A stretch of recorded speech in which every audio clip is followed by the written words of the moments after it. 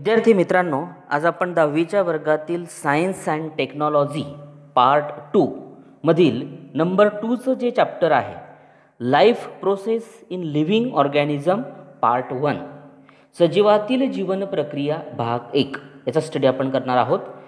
तर याच्यामध्ये तुम्हाला living organisms and life process, सजीव आणि जीवन प्रक्रिया, त्यानंतर some nutritions and energy efficiency, काही अन्न घटक व मिळणारी ऊर्जा, त्यानंतर living organisms and energy production, सजीव व ऊर्जा निर्मिती, आणि cell division a life process, पेशी विभाजन एक जीवन प्रक्रिया, इतक्या टॉपिकचा अभ्यास आपल्याला या चॅप्टरमध्ये करायचा आहे. तर याच्यातला पहिला टॉपिक आहे की living organism and life process, सजीव आणि जीवन प्रक्रिया कशी असते. आता मानवी शरीरात अनेक प्रकारच्या संस्था कार्यरत असतात.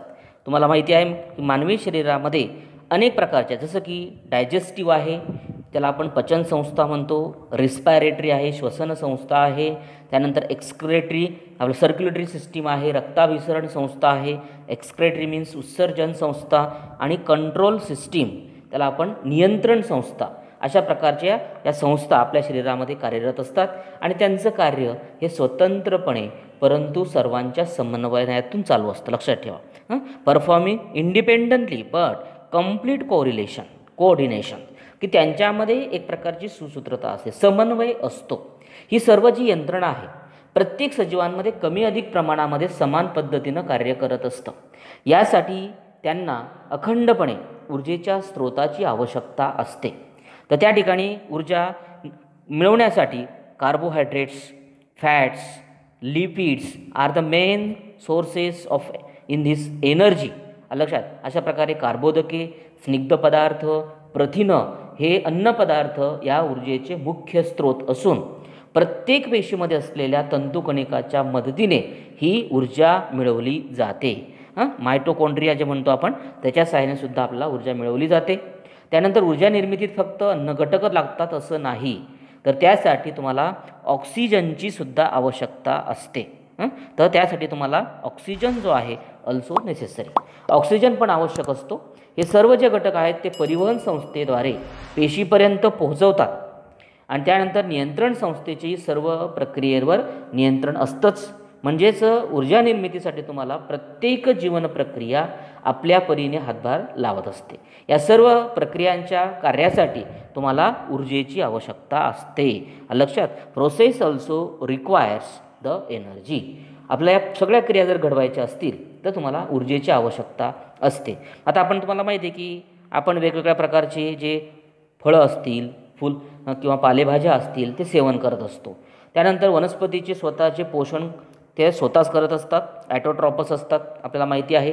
त्यासाठी ते अन्न निर्मिती करतात, ओन देअर फूड्स प्रिपेअर्स, आणि हे जे अन्न आहे ते स्वतः वापरतात आणि उर्वरित जे अन्न फळं, पानं, खोड, मुळं यामध्ये साठवून ठेवत असतात. लक्षात, अशा प्रकारचं नंतर उरलेलं जे अन्न आहे ते वेगवेगळ्या भागांमध्ये साठवून ठेवतात. त्याच्यामध्ये तुम्हाला सांगितलं मी की लीव्ज, स्टेम, रूट्स, फ्रूट्स अशा वेगवेगळ्या भागांमध्ये साठवून ठेवत असतात आणि हे अन्न ते स्वतः वापरतात. तर उर्वरित जे अन्न आहे ते साठवले अन्न त्या ठिकाणी नंतर त्याचा वापर ते करत असतात. तर अशा प्रकारे या सर्व वनस्पतीजन्य पदार्थांचं आपण सेवन करतो आणि त्यापासून विविध जे पोषक द्रव्ये आहेत त्याच्यामध्ये की जसं कार्बोदके आहेत, प्रथिनं आहेत, लक्षात, स्निग्ध पदार्थ आहेत, जीवनसत्वे आहेत, हे खनिजं आपण त्या ठिकाणी मिळवत असतो. वेगवेगळ्या प्रकारचे खनिजं त्या ठिकाणी आणि पदार्थ जे आहेत ते त्या ठिकाणी आपण वेगवेगळ्या पदार्थांपासून मिळवत असतो. त्यानंतर आपण जे वेगवेगळे फळं किंवा काही पदार्थ असतील, फ्रॉम मिल्क आहे, फ्रूट्स आहे, जॅगरी आहे, लक्षात, त्याला गूळ म्हणतो. त्यानंतर केन शुगर, साखर आहे, व्हेजिटेबल आहे, पालेभाज्या, त्यानंतर पोटॅटो, स्वीट मीट्स, ओके, त्याला आपण एक प्रकारे स्वीट मीट्स अँड सिरियल्स म्हणजे एक प्रकारच्या त्याला आपण कडधान्य म्हणतो. मका, त्याच्यात लाईक व्हीट्स, माईज, रॅगी, ज्वार, मिलेट, राईस, अशा प्रकारचे हे जे नावं सांगितले मी तुम्हाला, राईस, तांदूळ वगैरे असतात. तर हे सगळे आपल्याला कार्बोदके मिळवतात. हे जे नावं सांगितले यांच्यापासून तुम्हाला कार्बोदके मिळतात आणि कार्बोदकांमधून आपल्याला जवळपास 4 किलो कॅलरी एनर्जी एवढी ऊर्जा कार्बोदकांपासून मिळत असते. मग ही जी ऊर्जा आहे ती नेमकी आपण कशा प्रकारे मिळवली जाते त्यात आपल्याला पाहायचं आहे.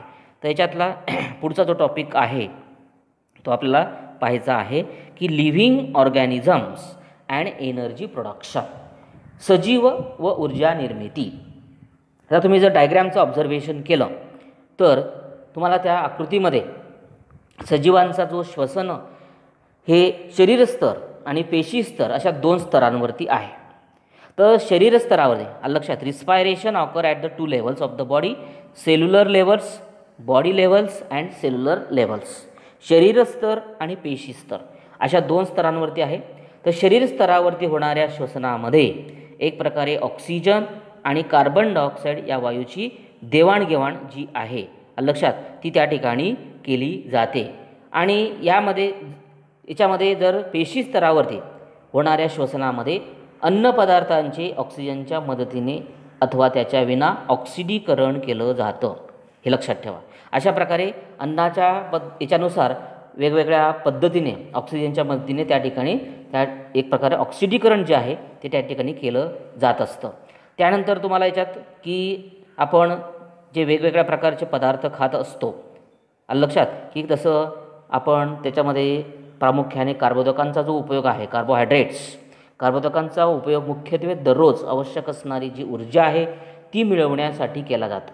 त्याच्यामध्ये ती ऊर्जा ATPच्या स्वरूपामध्ये मिळवली जाते. त्यासाठी ऊर्जा पेशींमध्ये ग्लुकोज या कार्बोदकांचं टप्प्याटप्प्याने ऑक्सिडीकरण केलं जातं लक्षात. For this purpose glucose, a type of carbohydrates, is oxidize step by step in the cell. This is called as cellular respiration. तर अशा प्रकारे पेशींमध्ये ग्लुकोज या कार्बोदकांचं टप्प्याटप्प्याने ऑक्सिडीकरण केलं जातं. यालाच पेशी स्तरावरील श्वसन असं म्हणत असतं. तर सजीवांमध्ये पेशी स्तरावर होणारं जे श्वसन आहे ते 2 प्रकारे आहे. सजीवांमध्ये अशा प्रकारची क्रिया घडत असते. त्याच्यात 2 types. Aerobic respiration means oxygen is involve and anaerobic respiration oxygen is not involve. जे 2 प्रकारचे आहेत त्याच्यातलं पहिलं आहे ऑक्सिश्वसन, त्याच्यामध्ये ऑक्सिजन भाग घेतो, आणि दुसरं आहे विनाक्षी श्वसन, त्याच्यात ऑक्सिजन भाग घेत नाही. ओके. तर अशा प्रकारे ऑक्सिजनमध्ये सुद्धा in aerobic respiration glucose is oxidise in the 3 step. ऑक्सिश्वसनामध्ये 3 टप्प्यांमध्ये ग्लुकोजचं ऑक्सिडीकरण केलं जातं. तर त्याच्यामध्ये पहिला टप्पा पाहणारे आपण ग्लायकोलिसिस. ओके. त्याला आपण एक प्रकारे ग्लुकोज विघटन असं म्हणत असतो. तर याच्यामध्ये या प्रोसेसमध्ये पेशी द्रव्यात घडणाऱ्या या प्रक्रियेमध्ये ग्लुकोजच्या एका रेणूचं टप्प्याटप्प्याने विघटन होऊन पायरोविक आम्ल जे आहे लक्षात याच्या टप्प्याटप्प्याने हे होऊन पायरोविक ॲसिड्स म्हणजे पायरोविक आम्ल, ATP, NADH2 आणि वॉटर म्हणजे पाणी यांचे प्रत्येकी 2 रेणू त्या ठिकाणी तयार होतात, 2 मॉलिक्युल्स. त्यानंतर या प्रक्रियेमध्ये तयार झालेले जे पायरोविक आम्लाचे रेणू आहेत लक्षात, पायरोविक ॲसिड्स जे आहेत त्या आम्लाचे जे रेणू असतील ते ॲसिटिल कोएन्झाईम्स रेणूमध्ये रूपांतर केले जातात. तर या प्रक्रियेच्या वेळेस कार्बन डायऑक्साईडचे 2 रेणू आणि NDDH2 लक्षात 2 molecules of NDDH2 and 2 molecules of CO2, carbon डायऑक्साईडचे 2 आणि NDHचे 2 रेणू त्या ठिकाणी तयार होतात. कोणत्या प्रोसेसमध्ये किती तयार होतात हे लक्षात ठेवा. नंबर 2 ची स्टेप आहे ट्राय कार्बोऑक्झॅलिक ॲसिड सायकल. ट्राय कार्बोऑक्झॅलिक आम्ल चक्र आपण त्याला म्हणतो.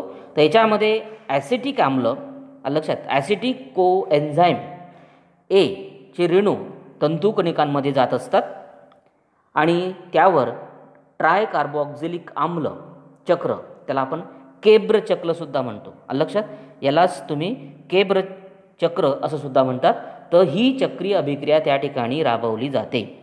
तर या अभिक्रियेद्वारे acetyl कोएन्झाईम्स A, acetyl part of acetyl कोएन्झाईम्स A च्या रेणूतील ॲसिटिलचे पूर्णपणे ऑक्सिडीकरण केलं जातं त्याद्वारे त्याच्यामध्ये CO2, H2O, NADH2, FADH2 आणि ATD चे रेणू त्या ठिकाणी मिळत असतात. आता याचा लॉंग फॉर्म तुम्हाला पुढे दिलेला आहे. त्यानंतरची तिसरी स्टेप जी आहे याच्यामध्ये असलेली ती आपण पाहणार आहोत. Electron transfer chain reaction. Okay, electron वहन साखळी अभिक्रिया त्याला आपण म्हणत असतो. आता याच्यामध्ये तुम्हाला इलेक्ट्रॉन वहन साखळी अभिक्रियासुद्धा तंतुकणिकांमध्ये राबवली जाते. लक्षात ठेवा, जी मायटोकॉन्ड्रिया आहेत तर त्याच्यामध्ये ही क्रिया त्या ठिकाणी राबवली जाते. तर वरील जी सर्व प्रकारच्या वेळीत तयार झालेले जे NADH2 लक्षात, NADH2च्या प्रत्येक रेणूपासून 3 आणि FADH2 जे आहेत त्या प्रत्येक रेणूपासून 2 ATPचे रेणू त्या ठिकाणी मिळत असतात. तर या प्रक्रियेमध्ये ATPच्या रेणू व्यतिरिक्त तुम्हाला पाण्याचेही रेणू त्या ठिकाणी तयार झालेले दिसतील. लक्षात, वॉटर मॉलिक्युलचे सुद्धा रेणू त्या ठिकाणी तयार झालेले तुम्हाला दिसतील. त्यानंतर याच्यात तुम्हाला अशा पद्धतीने आपल्याला या ऑक्सिश्वसनामध्ये ग्लुकोजचं पूर्ण ऑक्सिडीकरण होत असतं. Completely oxidize in an aerobic respiration. त्या ठिकाणी पूर्ण ऑक्सिडीकरण विघटन होत असतं आणि ऊर्जेबरोबरच तुम्हाला त्या ठिकाणी CO2 आणि H2O, CO2 आणि पाणी H2O चे रेणू त्या ठिकाणी तयार झालेले तुम्हाला दिसतील. अशा प्रकारचे 3 टप्पे आपण त्या ठिकाणी पाहिलेले आहेत. त्यानंतर आपण जे पाहिले त्याचे काही लॉंग फॉर्ममध्ये दिलेले तुम्हाला. NADH2 म्हणजेच त्याला निकोटिनामाइड्स, ॲडेनाईन टायन्यूक्लिओटाइड्स आणि FADH2 म्हणजेच फ्लॅविन ॲडेनाईन डायन्यूक्लिओटाइड्स. हे जे 2 प्रकारचे न्यूक्लिओटाइड्स आहेत हे प्रत्येक पेशीत तयार होणारे व पेशी श्वसनामध्ये मदत करणारे 2 सहविकर आहेत. लक्षात, सेल्युलर रिस्पायरेशनमध्ये तयार होणारे एन्झाईम्स ते आहेत. तर त्यानंतर ATP तुम्हाला दिलेला आहे. तर त्याचा ATP म्हणजे काय, ॲडिनो ट्रायफॉस्फेट. लक्षात, ॲडिनोसिन ट्रायफॉस्फेट हा एक ऊर्जेचे एक प्रकारचं संपृक्त असा एक रेणू असून त्यात फॉस्फेटचे 3 रेणू असतात. तर अशा प्रकारे 3 रेणू एकमेकांना ज्या बंधांनी जोडलेले असतात त्या बंधामध्ये ऊर्जा साठवलेली असते. लक्षात, आणि या रेणूचा पेशींमध्ये आवश्यकतेनुसार साठा करून त्या ठिकाणी ठेवलेला असतो. Molecule stored in the cell as per need. आवश्यकतेनुसार त्या ठिकाणी त्याचा साठा केलेला असतो. आणि रासायनिकदृष्ट्या ATP हा ॲडेनोसिन रायबोन्यूक्लिक ॲसिड न्यूक्लिओसाइड्सपासून तयार झालेला ट्रायफॉस्फेटचा रेणू असून त्यात ॲडेनिन हा जो ॲडेनिन आहे तो एक प्रकारचा नत्रयुक्त असतो. लक्षात, त्याच्यामध्ये नायट्रोजिनियस म्हणजे त्याला आपण नत्रयुक्त रेणू म्हणतो. त्याच्यामध्ये तुम्हाला आणि रायबोज जो 2 नंबरचा दिलेला आहे त्याच्यामध्ये रायबोज ही एक पेंटोज शर्करा. रायबोज जी असते एक प्रकारची ती पेंटोज शर्करा व 3 फॉस्फरेटचे रेणू त्या ठिकाणी असतात. 3 फॉस्फेट ग्रुप त्या ठिकाणी असतात. तर ऊर्जेच्या आवश्यकतेनुसार ATPमधील जो फॉस्फेटचा रेणूमधील बंध तोडून ऊर्जा त्या ठिकाणी मिळवली जाते. म्हणून ATPलाच ऊर्जेचे चलन असं म्हटलं जातं आणि hence ATP is called as energy currency of the cell. ऊर्जेचं एक प्रकारचं चलन निर्मिती केंद्र असं आपण त्याला म्हणू शकत असतो. त्यानंतर दिलेलं आहे तुम्हाला की ज्यावेळेस आपण उपवास करत असतो, उपासमार म्हणतो आपण त्याला, लक्षामध्ये की आपल्या शरीरामध्ये उपासमार किंवा उपोषण वगैरे करतो आपण, त्यावेळेस इनसफिशियंट्स वेगवेगळ्या प्रकारचे पदार्थ पुरेसे मिळत नाहीत. यासारख्या अपवाद परिस्थितीमध्ये शरीरात जर कार्बोदकांचा साठा जर कमी असेल तर ऊर्जा मिळवण्यासाठी आपल्याला शरीरातील स्निग्ध जे पदार्थ आहेत, स्निग्ध पदार्थ आणि प्रथिनांचा वापर त्या ठिकाणी केला जातो. ज्यावेळेस भूक लागते, फास्टिंग अँड हंगर, त्या ठिकाणी त्यावेळेस लिपिड्स अँड प्रोटीन्स यांचा उपयोग एनर्जी प्रोडक्शनसाठी केला जातो, ऊर्जा निर्मितीसाठी केला जातो. त्यानंतर स्निग्ध पदार्थांबाबत त्यांचे रूपांतर मेदाम्लांमध्ये केलं जातं, तर प्रथिनांचं रूपांतर अमिनो आम्लामध्ये केलं जातं. लक्षात, अशा प्रकारे त्यांच्यामध्ये रूपांतर करत असताना converts lipids converted into fatty acids, whereas proteins into proteins into amino acids. अशा प्रकारे त्याचं रूपांतर केलं जात असतं.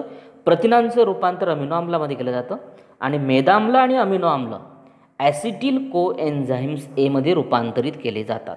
अशा प्रकारचे हे दोन जे आहेत कन्व्हर्टेड इंटू ॲसिटाईल कोएन्झाईम्स एमध्ये रूपांतरित केले जातात आणि ॲसिटिल कोएन्झाईम एच्या रेणूचे क्रेब चक्र अभिक्रियेद्वारे तंतुकणिकांमध्ये पूर्णतः ऑक्सिडीकरण केले जाऊन त्या ठिकाणी आपल्याला काय मिळत असते, ऊर्जा जी आहे, एनर्जी जी आहे ती मिळत असते. पूर्ण रूपांतर केल्यानंतर त्या ठिकाणी आपल्याला ऊर्जा मिळत असते. ओके.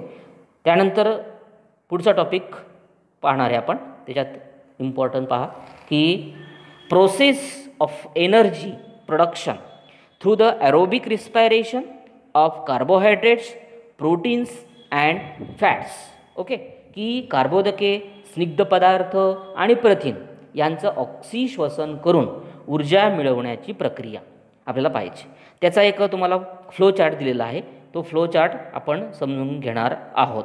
त्याच्यात दिलेला आहे पहिला की लिपिड्स स्निग्ध पदार्थ, त्यानंतर कार्बोहायड्रेट्स कार्बोदके आणि प्रोटीन्स म्हणजे प्रथिनं, अशा प्रकारचे 3 आपल्याला ऑक्सिजन निर्माण करून देतात. त्याच्यामध्ये स्निग्ध पदार्थांचं रूपांतर फॅटी ॲसिड्स, मेदाम्ल, त्यानंतर कार्बोहायड्रेट्सचं रूपांतर ग्लायकोलिसिस, ग्लुकोज विघटन आणि जे प्रोटीन्स आहेत प्रथिनं त्याचं रूपांतर अमिनो ॲसिड्स. त्यानंतर याच्यामध्ये तुम्हाला जे ग्लायकोलिसिस आहे त्याचं रूपांतर पायरोविक ॲसिडमध्ये होतं आणि नंतर हे तिघांचं जे रूपांतर आहे तिघांचं रूपांतर ॲसिटिल कोएन्झाईम्स ए याच्यामध्ये होत असतं आणि पुढे त्यालाच कर्ब सायकल क्रेब चक्र म्हणतात.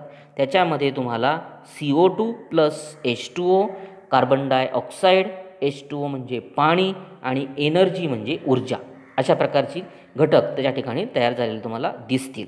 त्यानंतरचा दिलेला आहे पुढचा की anaerobic respiration in living organism or cell, की विविध सजीवांमध्ये किंवा पेशींमध्ये एक प्रकारे होणारे विनाक्षी श्वसन कसं असतं ते आपल्याला इथे पाहायचं आहे. ते सुद्धा तुम्हाला वेबच्या साहाय्याने दाखवायचा प्रयत्न केलेला आहे. तर ग्लुकोज, कार्बोदके त्याचे तुम्हाला 3 प्रकार पडलेले आहेत की पायरुविक ॲसिड्स, पायरुविक आम्ल, ग्लायकोलिसिस, ग्लुकोज विघटन आणि पायरुविक ॲसिड म्हणजे पायरुविक आम्ल. पायरुविक आम्ल आणि पायरुविक आम्लाचे 2 प्रकार त्या ठिकाणी पडलेले आहेत. त्यानंतर त्याचं परत फर्मेंटेशन किण्वन क्रिया, त्याच्यानंतर पुढे फर्मेंटेशनचं अल्कोहोल आणि अल्कोहोलचं पुढे ईस्ट किण्वन आणि त्यानंतर ग्लुकोजचं जे विघटन आहे त्याच्यात पायरुविक ॲसिड्स, त्याच्यानंतर त्याचं फर्मेंटेशन होतं किण्वन आणि विविध जे पदार्थ आहेत उदाहरणार्थ व्हिनेगार आहे, जीवनसत्व व्हिटॅमिन्स आहेत आणि शेवटी त्याचं एक प्रकारचं विविध जे सूक्ष्मजीव आहेत त्याच्यात रूपांतर होत असतं. आणि पायरुविक आम्लाचं किण्वन क्रिया होते, फर्मेंटेशन होतं, त्यानंतर लॅक्टिक ॲसिड्स, लॅक्टिक आम्ल आणि शेवटी त्या ठिकाणी तुम्हाला एक प्रकार दिलेला आहे की इरिथ्रोसाइट्स मसल सेल्स ज्या आहेत स्नायू तांबड्या रक्तपेशी. ओके. अशा प्रकारे हे ट्री डायग्राम आपण त्या ठिकाणी पाहिलेले आहेत. तर याच्या पुढचा जो टॉपिक दिलेला आहे तुम्हाला की energy production in microorganism through anaerobic respiration, की विनाक्षी श्वसन करणाऱ्या सूक्ष्मजीवांची ऊर्जा निर्मिती कशी होत असते ते आपल्याला पाहायचं आहे. तर काही सजीव ऑक्सिजनच्या सान्निध्यात राहू शकत नाही. उदाहरणार्थ अनेक जीवाणू आहेत लक्षात, मेनी बॅक्टेरिया. अशा सजीवांना ऊर्जा मिळवण्यासाठी विनाक्षी श्वसनाचा वापर करावा लागतो. अनॲरोबिक रिस्पायरेशन जे आहे तर अशा यांना विनाक्षी श्वसनाचा अवलंब त्या ठिकाणी करावा लागतो. तर विनाक्षी श्वसनाचे ग्लुकोज विघटन आणि किण्वन अशा प्रकारे त्यांनी म्हटलं आहे की विनाक्षी श्वसनाचे glycolysis and fermentation are the 2 types of anaerobic respiration, की त्याचे ग्लुकोज विघटन आणि किण्वन 2 टप्पे पडलेले आहेत. यात ग्लुकोजचे अपूर्ण विघटन होऊन कमी ऊर्जा मिळत असते. तर या प्रक्रियेमध्ये त्याच्यात तुम्हाला ग्लुकोज विघटनातून तयार झालेला याच्यात incompletely oxidise and less amount of energy लक्षात. तर याच्यात तुम्हाला pyruvic acids produce through the glycolysis is converted into the other organic acids or alcohol with the help of the some enzymes. In this process this is called as fermentation. त्याला आपण किण्वन म्हणतो की या प्रक्रियेमध्ये ग्लुकोज विघटनातून तयार झालेले जे पायरुव्हिक आम्ल काही विकरांच्या मदतीने इतर कार्बनी आम्लांमध्ये किंवा अल्कोहोलमध्ये रूपांतरित केले जातात त्यालाच आपण फर्मेंटेशन म्हणजेच किण्वन म्हणत असतो. तर याच्यामध्ये जे काही उच्चस्तरीय जे प्राणी आहेत, higher plants, animals and anaerobic microorganism all perform the anaerobic respiration instead of aerobic respiration if there is a depletions in oxygen level in the surrounding. तर काही उच्चस्तरीय जे वनस्पती आहेत, प्राणी आहेत आणि ऑक्सिजनच्या सान्निध्यात राहू शकणारे जे सूक्ष्मजीवसुद्धा त्यांच्या सभोवती ऑक्सिजन वायूची पातळी कमी झाल्यास ऑक्सिश्वसनाऐवजी विनाक्षी श्वसनाचा अवलंब करत असतात. लक्षात. उदाहरणार्थ seeds perform the anaerobic respiration if the soil is submerged under the water during the germination. जे बीजांकुरणाच्या वेळी जमीन पाण्याखाली बुडाली असल्यास बीजे विनाक्षी श्वसन करत असतात. तर आपण व्यायाम करत असताना जशा प्रकारे आपण व्यायाम करतो लक्षात, स्नायू त्यावेळेस करत असताना आपल्या ज्या मांसपेशी असतात, मसल सेल्स म्हणतो आपण, त्याच्यामध्ये विनाक्षी श्वसन करत असतात. त्याच्यातसुद्धा अनएरोबिक रिस्पायरेशन घडत असतं. त्यामुळे आपल्याला शरीरात कमी ऊर्जा तयार होऊन लॅक्टिक आम्ल त्या ठिकाणी साठत असतं. लक्षात. अशा प्रकारे आपल्या शरीरामध्ये लॅक्टिक जे ॲसिड्स आहे ते साठतं आणि आपल्याला असा थकवा आल्यासारखा, आणि due to the fatal tired, एखादी व्यायाम केला, श्रमाचं काम जर केलं तुम्ही तर तुम्हाला थकवा आल्यासारखं त्या ठिकाणी वाटतं, कारण त्या ठिकाणी आपल्या शरीरातली जी ऊर्जा असते ती कमी झालेली असते. ओके. त्याच्यामुळे तसा थकवा आपल्याला जाणवत असतो. मित्रांनो, व्हिडिओ आवडल्यास लाईक करा, शेअर करा, सबस्क्राईब करा. थँक्यू मित्रांनो.